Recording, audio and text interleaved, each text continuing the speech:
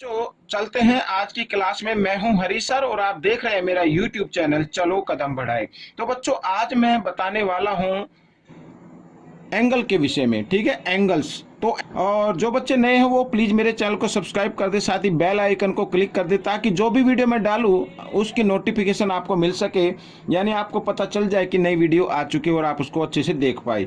तो बच्चों जो हिंदी मीडियम में पढ़ते हैं उनके लिए अलग से चैनल है जिसका नाम है मैथ्स विद हरी सर।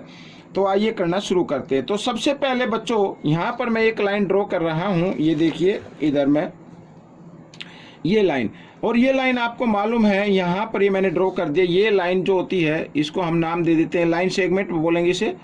ये होती है बच्चों यहाँ पर 180 डिग्री के एंगल पर ये बन जाती है, यानी 180 डिग्री का अगर आप एंगल बनाएंगे तो वन लाइन आपको ड्रॉ करनी पड़ेगी। ठीक है, या वन लाइन होती है तो 180 डिग्री का एंगल होता है, तो इसे बोलते हैं स्ट्रेट एंगल। ठीक है, समझ में आ गया। तो इस तरीके से। और सबसे पहले एक बच्चे ने पूछा कि सर ये अपोजिट एंगल क्या होते हैं, मैं आपको बताता हूँ। देखिए जब कभी भी टू लाइन इंटरसेक्ट करती है, जैसे यहाँ पर ये लाइन और इधर ये लाइन, ये इंटरसेक्ट कर रही है एक पॉइंट पर, यहाँ पर ओ पर इंटरसेक्ट कर रही है, नाम दे देते हैं ये ए बी और इसको दे देते हैं सी डी। ठीक है, इस तरीके से।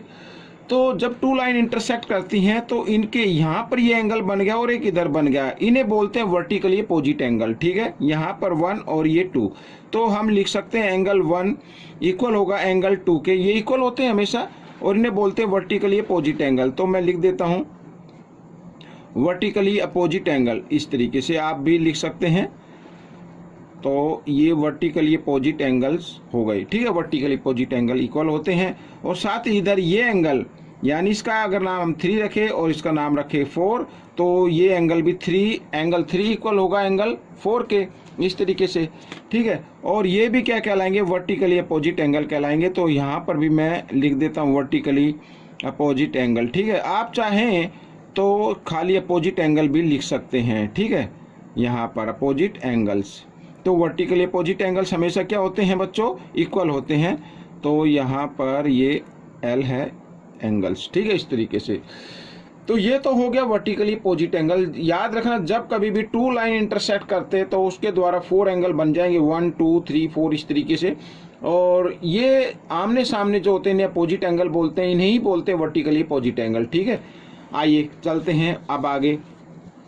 अब बच्चों एक चीज़ और याद रखनी है, जब टू लाइन पैरेलल होती हैं, ये लाइन यहाँ पर, ये पैरेलल का मतलब उनके बीच की डिस्टेंस हमेशा क्या होनी चाहिए, इक्वल होनी चाहिए, इस तरीके से। जब टू लाइन पैरेलल हो, नाम दे देते हैं A B parallel C D. ठीक है, ये टू लाइन पैरेलल होती है और उनको एक ट्रांसवर्सल लाइन इंटरसेक्ट करती है, ये ट्रांसवर्सल लाइन हो गई, इसका नाम दे देते हैं पी और इसका नाम दे देते हैं क्यू, इस तरीके से।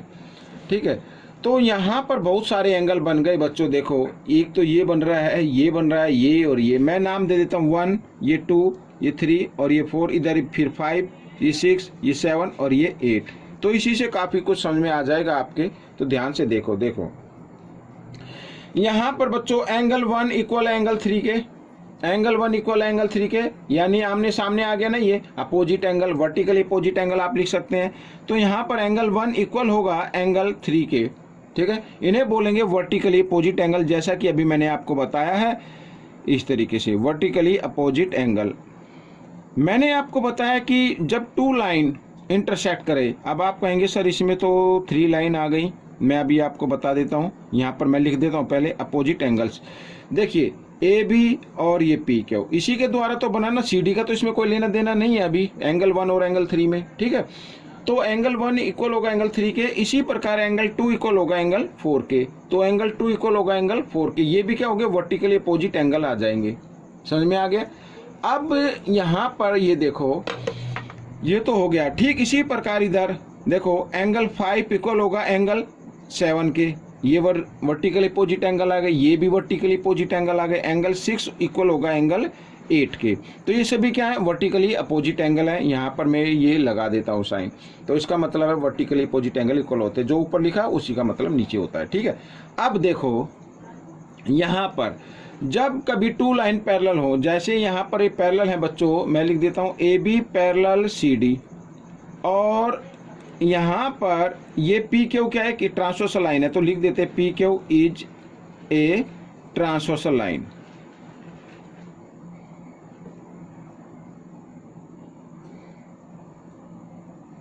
ये एक ट्रांसवर्सल लाइन है, और ये मत देखना कि ट्रांसवर्सल लाइन है तो ये टेढ़ी रहती है। मैं आपको बताता हूँ, देखो ये इस तरीके से है और ये दोनों पैरेलल लाइन हो गई, तो ये सीधी भी आ सकती है इस तरीके से और इस तरीके से भी जा सकती है।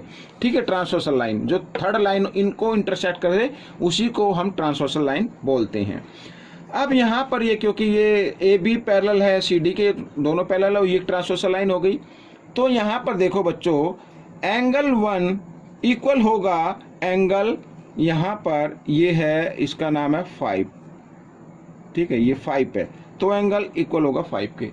देखो जब टू लाइन पैरेलल होती हैं ये और ये ट्रांसवर्सल लाइन, तो ये भी ऊपर की तरफ बनाए, ये भी ऊपर की तरफ बनाए, इन्हें बोलते हैं कोरिस्पोंडिंग एंगल। तो कोरिस्पोंडिंग एंगल हमेशा क्या होते हैं, इक्वल होते हैं। मैं इधर लिख देता हूं,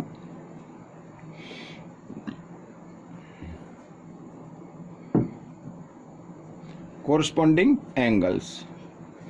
तो कोरिस्पोंडिंग एंगल इक्वल होते हैं। अब कोरिस्पोंडिंग एंगल कौन कौन से बन रहे हैं, देखो एंगल 1 इक्वल एंगल 5 के, तो एक ये डाउन साइड में भी बन रहा है, एंगल 2 इक्वल होगा एंगल 6 के, तो यहाँ पर लिख देते हैं एंगल 2 इक्वल होगा एंगल 6 के, ये भी कोरिस्पोंडिंग एंगल हो गए। इसी प्रकार यहाँ पर एंगल 4 इक्वल होगा, ये देखिए एंगल 4 इक्वल होगा एंगल 8 के, और एंगल 3 इक्वल होगा एंगल 7 के। ये भी क्या हो गए, कोरिस्पोंडिंग एंगल इक्वल हो गए। ये अप साइड में, ये भी अप साइड में, ये डाउन साइड में, ये भी डाउन साइड में। ठीक है, ये तो हो गया।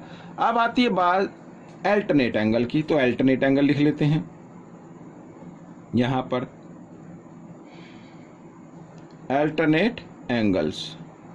तो अल्टरनेट एंगल्स, अब यहां पर जब टू लाइन पैरेलल होती हैं, मैं एक बार फिर आपको बताता हूं, यहां पर बता देता हूं।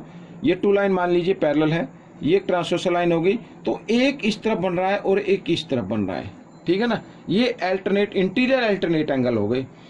तो इस तरीके से जैसे मान लीजिए यहाँ पर ये 2 बना है और ये इधर ये 8 बना है, तो ये भी इक्वल होते हैं, एंगल 2 इक्वल होगा एंगल 8 के। ये अल्टरनेट एंगल होते हैं। यहाँ पर मैं लिख देता हूँ एक बार और, अल्टरनेट एंगल्स। ठीक है, अल्टरनेट एंगल्स। तो एंगल 2 इक्वल होगा एंगल 8 के और एंगल 3 इक्वल होगा एंगल 5 के। ठीक है, इन्हें आप चाहे तो इंटीरियर अल्टरनेट एंगल भी बोल सकते हैं। अब देखो इसी तरीके से यहां पर एंगल 1, ठीक है, ये तो इंटीरियर एंगल हो गए। अब यहां पर ये इस साइड में बना है 1, यहां पर ये एंगल 1 है और ये इधर है, तो ये भी क्या हो गए, अल्टरनेट एक्सटीरियर एंगल हो जाएंगे। ये भी हमेशा क्या होते हैं, इक्वल होते हैं। तो अगर मैं यहां पर लिख देता हूं एंगल 1 इक्वल होगा एंगल 7 के। ठीक है, ये भी अल्टरनेट एंगल होते हैं, इन्हें आप एक्सटीरियर लिख सकते हैं। तो इसी प्रकार एंगल 4 इक्वल होगा एंगल 6 के, ये भी एक्सटीरियर अल्टरनेट एंगल हो गए। अब यहाँ पर एक और बचता है, देखिए मैं इधर आपको एक्सप्लेन करना चाहूँगा इस तरीके से। ये देखो, ये 2 पैरेलल लाइन हो गई, ये एक ट्रांसवर्सल लाइन हो गई। ठीक है, और यहाँ पर ये एंगल और ये एंगल, इन्हें बोलते हैं इंटीरियर एंगल, और इनका सम हमेशा क्या होता है, 180 होता है। कब, जब टू पैरेलल लाइन को एक ट्रांसवर्सल लाइन ऐसे इंटरसेक्ट करे और एक तरफ, चाहे ये इधर हो, वो यानी सेम साइड होना चाहिए, एक ही साइड में होना चाहिए, या इधर हो। ठीक है, तो इन्हें बोलते हैं इंटीरियर एंगल। तो इनका सम हमेशा 180 होता है। जैसे यहाँ पर मान लीजिए मैंने 1 लिख दिया और यहाँ पर 2 लिख दिया और यहाँ पर 3 लिख दिया, यहाँ पर 4 लिख दिया, तो मैं लिख सकता हूँ एंगल 1 प्लस एंगल 2, इनका दोनों का सम क्या होगा, 180 डिग्री होगा। और या फिर एंगल 3 प्लस एंगल 4, इनका भी सम क्या होगा, 180 डिग्री होगा।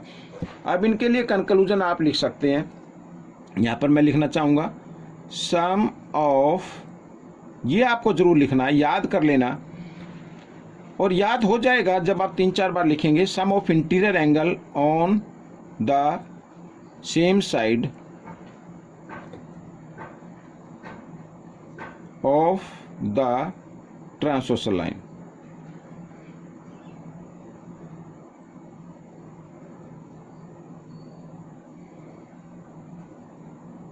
ठीक है, ट्रांसवर्सल लाइन। तो the sum of interior angle, sorry यहाँ पर एंगल लिखना भूल गए, ये sum of interior angle on the same side of the transversal line is equal 180 degree, या आप लिख सकते हैं सप्लीमेंट्री भी लिख सकते हैं। ठीक है, ये हो गया। अब एक चीज और जो मैं आपको बताने वाला था, वो ये, यहाँ पर कुछ बच्चे कंफ्यूजन में रहते हैं कि सर कम्प्लीमेंट्री एंगल क्या होता है। देखो बच्चों, यदि किन्हीं टू एंगल का सम यहाँ पर मान लीजिए ये वन एंगल है, इधर भी कोई एंगल है, किन्हीं टू एंगल का सम अगर 90 डिग्री आता है तो वो कम्प्लीमेंट्री एंगल होते हैं। ठीक है ना, वो क्या होते हैं, कम्प्लीमेंट्री एंगल होते हैं। जैसे मान लीजिए 50 डिग्री और ये 40 डिग्री, तो ये दोनों क्या आपस में कम्प्लीमेंट्री एंगल है। और क्वेश्चन इस तरीके से आ सकता है, यदि एंगल मान लीजिए 30 डिग्री है एक, तो इसका कम्प्लीमेंट्री एंगल क्या होगा। तो आपको याद रखना है कम्प्लीमेंट्री एंगल का सम क्या होता है 90। तो आप इसको 90 में से अगर 30 डिग्री को माइनस कर दे तो इसका कम्प्लीमेंट्री एंगल आ जाएगा 60 डिग्री। तो 30 डिग्री का कम्प्लीमेंट्री एंगल क्या होगा, 60 डिग्री होगा।